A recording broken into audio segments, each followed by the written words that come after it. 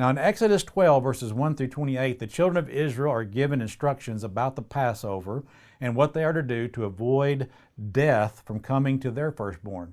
However, verse 29 reveals the results of the last devastating plague. And it came to pass at midnight that the Lord struck all the firstborn in the land of Egypt, from the firstborn of Pharaoh who sat on his throne to the firstborn of the captive who was in the dungeon, and all the firstborn of livestock.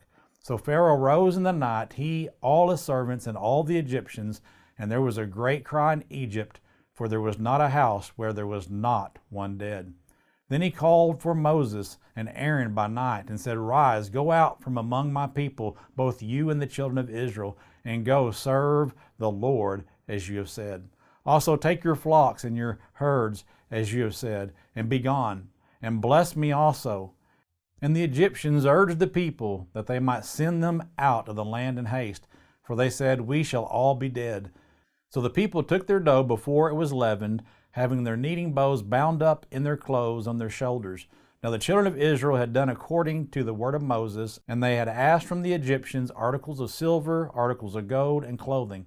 And the Lord had given the people favor in the sight of the Egyptians, so that they granted them what they requested. Thus they plundered the Egyptians. All those times that Pharaoh rejected God came down to this last devastating plague. At midnight, death took the lives of the firstborn males from the Pharaoh's sons all the way down to the peasants and to those in the dungeon. No one was exempt, nor were the firstborn male animals exempt. Those died as well. Now our text implies that when this happened, it must have caused some sort of great commotion, because they rose in the night after death passed through.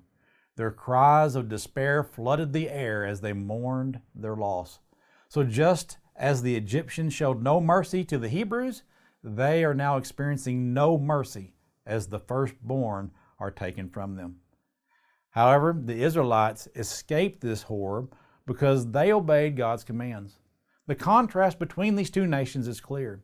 The Egyptians suffered the wrath of God because of their disobedience and pride, and the Israelites enjoyed the blessing from God and were extremely thankful as they rejoiced in their deliverance from their Egyptian bondage.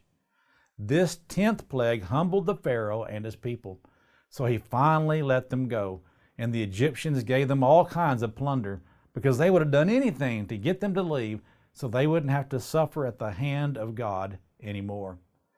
Now, I've already mentioned several Egyptian gods this plague would show power over, such as Hecht, the goddess of birth, or Wadjet, the protector of the Pharaoh, and Sekhmet, who is also supposed to be a protector of the Pharaoh. Of course, many other gods could be named, but again, this last blow, along with all the other plagues, show that God had accomplished his goal.